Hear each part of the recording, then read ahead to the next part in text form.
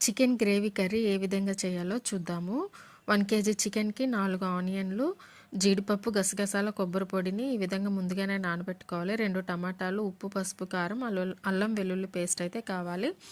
మరి ప్రాసెస్ చూసేద్దామా? హాయ్ అందరికీ, వెల్కమ్ టు మై ఛానల్. ముందుగా స్టవ్ ఆన్ చేసుకొని అందులో 3-4 టేబుల్ స్పూన్ల ఆయిల్‌ని వేసుకొని ఆయిల్ హీట్ అయిన తర్వాత ఆనియన్స్, మిర్చి, పసుపు వేసుకొని బాగా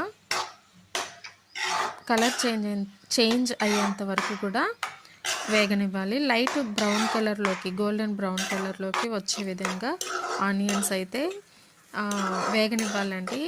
ఆనియన్స్ మంచిగా వేగితేనే గ్రేవీ అనేది వస్తుంది. వేగలేదనుకోండి కర్రీ అనేది తీయగా ఉంటుందన్నమాట. ఇలా ఆనియన్స్ అనేవి గోల్డెన్ బ్రౌన్ కలర్లోకి వచ్చిన తర్వాత అందులో ముందుగానే శుభ్రం చేసి పెట్టుకున్న చికెన్ని వేసి ఒకసారి మొత్తం మిక్స్ చేసి ఒక 5 నిమిషాలు మూత పెట్టి ఉడకనివ్వాలి. చికెన్ ఉడికిన తర్వాత ఒక స్పూను కల్లుప్పు, 2 స్పూన్ల అల్లం వెల్లుల్లి పేస్ట్ వేసి ఒకసారి మొత్తం కలిపి మళ్ళీ మూత పెట్టాలి. అల్లం వెల్లుల్లి పేస్ట్ పచ్చివాసన పోయి నూనె మొత్తం పైకి తేలే వరకు కూడా మంచిగా చికెన్ని ఉడకనివ్వాలి.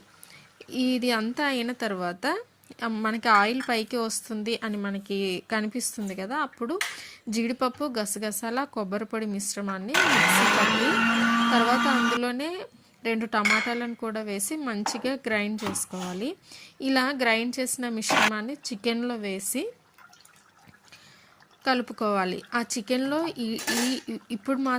ఇప్పుడే కొంచెం వాటర్ కావాలంటే మనకి వాటర్ వేసేసుకోవచ్చు. ఎంత క్వాంటిటీ కావాలంటే అంత వేసుకొని హై ఫ్లేమ్లో పెట్టుకొని మనము ఈ జీడిపప్పు, ఈ గసగసాలు, కొబ్బరి పొడి వేసాం కదండి, త్వరగా అడుగంటుకుంటుంది. అలా అడుగంటుకోకుండా దగ్గరే ఉండి హై ఫ్లేమ్లో పెట్టి దాన్ని చూసుకుంటూ కలుపుతూ ఉండాలన్నమాట. తర్వాత ఇందులోనే 4 to 5 స్పూన్స్ కారం వేసి 2 నిమిషాలు ఉంచాలి. తర్వాత home made chicken masala powder and chicken masala powder, Swastik వాళ్ళది చికెన్ మసాలా పౌడర్ వేస్తే చాలా బాగుంటుంది.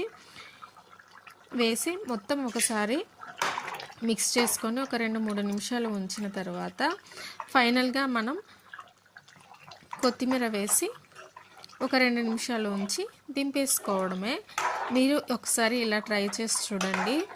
మనకి నేను చెప్పాను కదా, ఈ జీడిపప్పు, గసగసాలు, కొబ్బరి పొడి మిశ్రమం అనేది, ఈ మిక్చర్ అనేది మంచిగా ఆయిల్లో వేగాలి. చికెన్ ముక్కలకి పట్టి ఆయిల్లో వేగితేనే